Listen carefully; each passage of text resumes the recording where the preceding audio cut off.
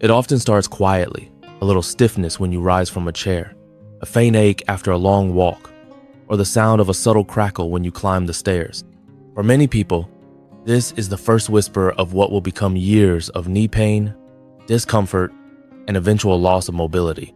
And yet, what makes it so tragic is not just the pain itself, but how often it's fed, not by age alone, but by what's happening on our plates. Imagine a man in his late 60s, once active, now avoiding walks to the market. His knees ache in the morning, and by evening, even sitting can feel uncomfortable. Like many, he blames old injuries or just getting older. But inside his body, something else is unfolding, and much of it is tied to silent choices at mealtime. Research from the Arthritis Foundation shows that what we eat can either calm or fuel inflammation in the joints. And the knees, which carry our body weight and absorb the shock of every step, are particularly vulnerable. Few people realize that some of the most common foods on their table are actively draining the health from their knees, meal after meal, year after year. Comment strong knees if you believe small changes can protect your joints for life. And if you want to stay informed on practical ways to care for your body, subscribe. This community is built for you. Salt is often the first hidden culprit. It's not just the salt shaker on the table, but the invisible sodium packed into processed foods, canned soups, frozen dinners, and restaurant meals. Salt doesn't just affect blood pressure. It dehydrates tissues throughout the body, including the cartilage that cushions your knees. When cartilage loses water, it becomes brittle and less able to absorb impact. Over time, this leads to joint stiffness, creaking, and accelerated wear. I remember a woman named Clara in her early 70s who was struggling with morning knee stiffness so severe she dreaded getting out of bed. After reviewing her diet, it became clear. Nearly every meal included high-sodium foods, canned broths, deli meats, boxed snacks. Within weeks of reducing processed foods and focusing on fresh, home-cooked meals with herbs instead of salt, Clara noticed a shift. The swelling eased, the stiffness softened, and she no longer braced herself before standing. But salt has a close companion at the table: sugar. Sweetened cereals, pastries, candy, and even seemingly innocent foods like flavored yogurts flood the body with sugar, spiking insulin levels and setting off waves of inflammation. According to Harvard Medical School, excess sugar increases the production of inflammatory messengers called cytokines, which attack joints and cartilage. Over time, this creates a perfect storm. Weakened joint tissue and heightened pain sensitivity. Think of a grandmother who loves to bake cookies, cakes, and pies for her grandchildren. She does it with love, but she often nibbles on her own creations. Over the years, the sugary treats become more than an indulgence. They become a daily fixture. And though her spirit remains sweet, her knees grow increasingly sour, aching under the constant drip of inflammation. As we continue, we'll explore more of these hidden saboteurs, and more importantly, how to reclaim control, not just through subtraction, but through nourishing, healing choices. Beyond salt and sugar, there's another quiet invader at the table, one that carries a reputation of comfort and celebration, but leaves behind invisible scars on the body. Processed meats, sliced ham, bacon, salami, sausages, they evoke memories of family brunches, holiday breakfasts, summer barbecues. Yet behind their tempting aroma lies a combination of saturated fats, sodium, and chemical preservatives like nitrates and nitrites, all of which set the stage for inflammation deep inside the joints. Studies published in the American Journal of Clinical Nutrition have shown that regular consumption of processed meats is associated with elevated levels of C-reactive protein, one of the key markers of chronic inflammation. But what does that mean for your knees? Picture this: a man named Jorge, 72 years old, who every morning prepares himself a hearty breakfast of eggs and bacon, followed by a sandwich with cold cuts at lunch. His knees have been aching more in recent years, and he's puzzled. He walks regularly, stays active, and yet each time he climbs a few steps, the dull throb returns. When Jorge's doctor encourages him to reduce processed meats and swap them for fresh protein sources, beans, fish, grilled, chicken, something remarkable begins to happen. Weeks later, Jorge notices he's waking up with less stiffness. His walks feel lighter, freer. The damage wasn't from age alone. but from years of fueling his body with foods that quietly waged war on his knees. And then there's the heavy hitter that so many love but few suspect: fried foods. Golden, crispy, satisfying fried chicken, French fries, donuts, onion rings. These treats ignite pleasure centers in the brain, but inside the body, they ignite something far less delightful: oxidative stress. This process produces free radicals that damage cells, including those inside the joints. Add to this the high content of trans fats found in many fried and packaged snacks, and you've got a recipe for accelerating joint degeneration. Research from the National Institutes of Health has shown that diets high in trans fats not only increase cardiovascular risk, but also worsen arthritis symptoms by amplifying inflammation. Imagine cartilage as a smooth cushion that allows your knees to glide effortlessly. Over time, the toxic assault from fried foods wears down that cushion, leaving bone to grind against bone, a source of relentless pain.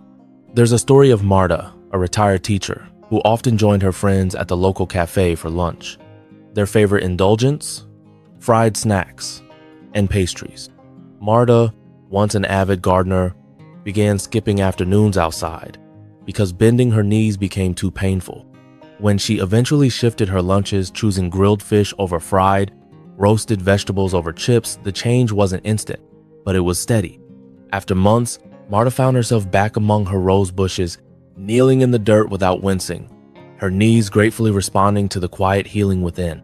What's important to understand is that these foods don't just damage joints in isolation, they create a cascade. Salt dries out cartilage, sugar inflames it, processed meats add chemical stress, and fried foods speed degeneration. Together, they lay a foundation for pain that no knee brace can fix. But just as the damage accumulates, so does the healing, step by step, meal by meal, choice by choice. Among the most overlooked dangers to knee health is something that seems harmless, almost playful: a soda at lunch, a sweetened iced tea in the afternoon, an energy drink when you need a boost. But these drinks hide a destructive power few recognize. They drain calcium from the bones, weaken cartilage, and erode the very foundation of joint strength. Soft drinks and sweetened beverages are loaded with sugar, yes, but they also contain phosphoric acid, a compound that creates acidity in the body. To neutralize this acid, the body pulls calcium out of the bones, calcium that should be fortifying the knee joint. Over time, this leads not only to weaker bones, but to the deterioration of the connective tissues that stabilize the knees. Consider Paulo, a cheerful grandfather who loved his fizzy sodas.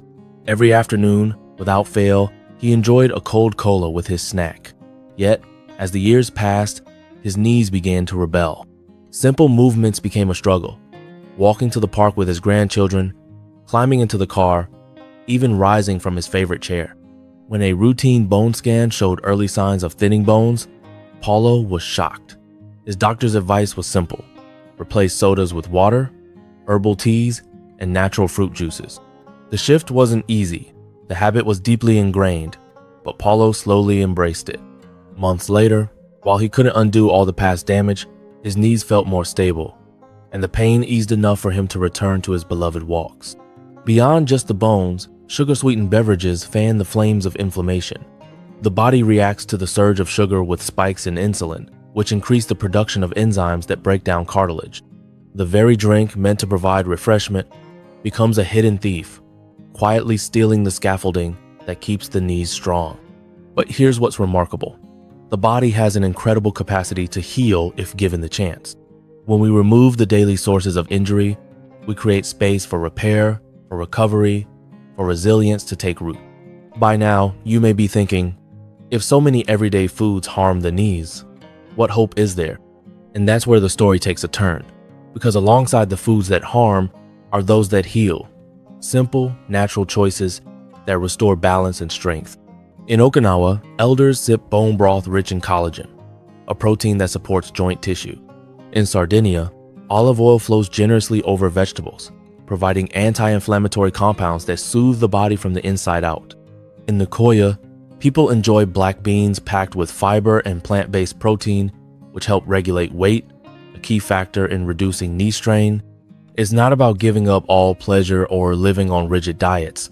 It's about reawakening the body's innate wisdom, remembering the foods that, generations before us used to stay vital and active. It's about looking at the plate and asking, is this helping me walk farther, stand taller, move freer, or is it quietly pulling me towards stiffness and pain? The knees, more than any other joint, carry the story of our lives. They bear witness to our journeys, our labors, our play. They deserve our care, not just when pain strikes, but long before. As we turn toward healing, it's essential to understand that the body, even after years of wear and tear, is not fixed in its decline. With the right care, it can rebound in ways that feel almost miraculous, not by reversing every bit of damage, but by strengthening what remains and restoring what's been weakened. When we remove the harmful foods that quietly erode our knees, we create space for nourishing foods to step in and begin their quiet work. And some of the most powerful healers are not rare or expensive. They are humble, everyday companions waiting to be rediscovered. Collagen-rich bone broths, once a staple in kitchens worldwide, supply the building blocks that joints need to restore elasticity and cushion.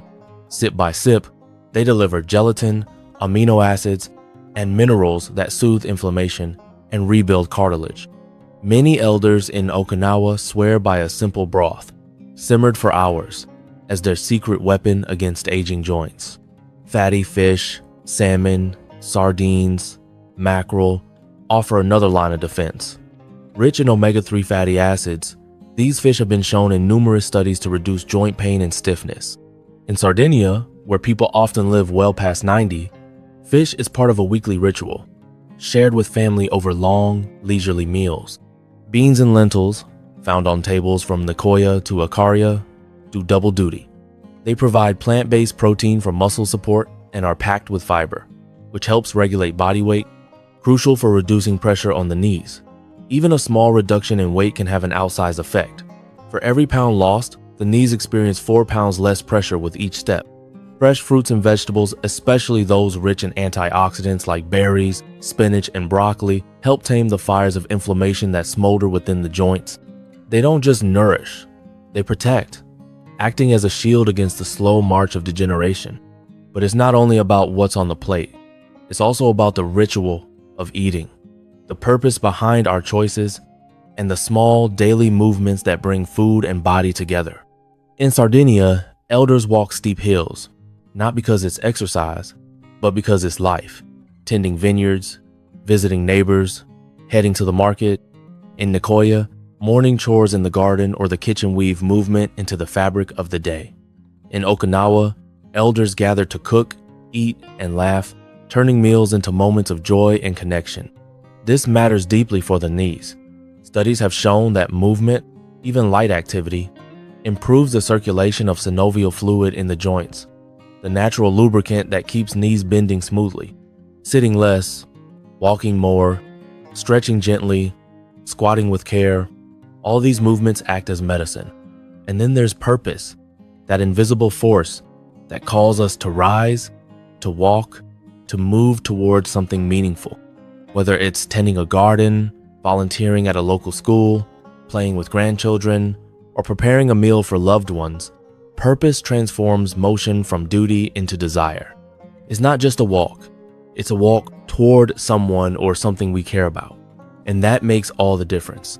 Imagine your knees, not just as hinges, but as partners in your life's dance. They carry you through celebrations and quiet moments, through work and rest, through seasons of joy and challenge. They deserve to be fed, moved, and honored with the same tenderness we give to the people we love. In the quiet hours of early morning, when the world is still and the light is soft, many elders rise, not with the spring of youth, but with the steadiness earned over decades. They swing their legs over the bed, place their feet on the floor, and stand, feeling the weight of their years in their knees. And yet, many of them move forward to the kitchen, the garden, the market, because they have cared for these knees, these faithful companions, along the way. It's tempting to see knee pain as an unavoidable part of aging, something we must endure with quiet resignation. But science, tradition, and the lived experience of countless centenarians tell us a different story. They tell us that the body is not fixed, it is responsive, it listens, it adapts, it heals when given the chance. The foods we remove, The salt that dries our cartilage, the sugar that fuels inflammation, the processed meats that poison the system, the fried foods that erode, the sodas that steal calcium, these are the first act of care.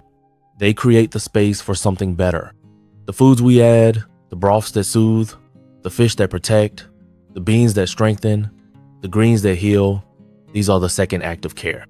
They send a message to the body. You are worthy of healing. You are not done yet. But the third act, perhaps the most beautiful, is the life we build around these choices. The walk with a neighbor, the meal prepared with a grandchild, the laughter shared across a table, the garden tended with patient hands. These are the threads that weave a body back into vitality. I remember the story of Rosa, a woman of 89, who once thought her walking days were over. Her knees had become so painful that even stepping outside felt impossible. But Rosa was stubborn. She began by changing what she ate, cutting back on processed foods, adding more beans, sipping broth in the evenings. She started moving, just a little at first, walking around her small apartment, then out to her front step, and most of all, she reconnected with friends. They would gather to cook, to share stories, to remember that even in aging, there is joy. A year later, Rosa no longer watched the world from her window. She was in it, walking to the market, sitting in the square, laughing with friends. Her knees were not perfect. They still ached some days, but they carried her where she wanted to go. And that, in the end, is what matters. Because the true goal is not to have knees that never hurt. It is to have knees that let you live the life you want to live. To rise without fear, to walk with purpose, to kneel in the garden, to dance when the music calls. So, what will your first small step be? Perhaps it's setting aside the soda and pouring a glass of water. Maybe it's adding a handful of nuts to your breakfast, or making a pot of beans for the week. Maybe it's calling a friend to join you for a walk, or simply pausing before your next meal to ask, is this food helping me move towards strength or away from it? Share with us in the comments. What one small habit will you begin today? Write strong knees and inspire someone else to take that first step. And if this message has touched you, subscribe, not just for more tips, but to walk alongside a community that believes in aging with strength, grace, and joy. In the end, longevity is not measured in years alone. It is measured in the steps we can still take, in the lives we can still touch, and in the quiet strength that carries us forward, one knee, one step, one moment at a time.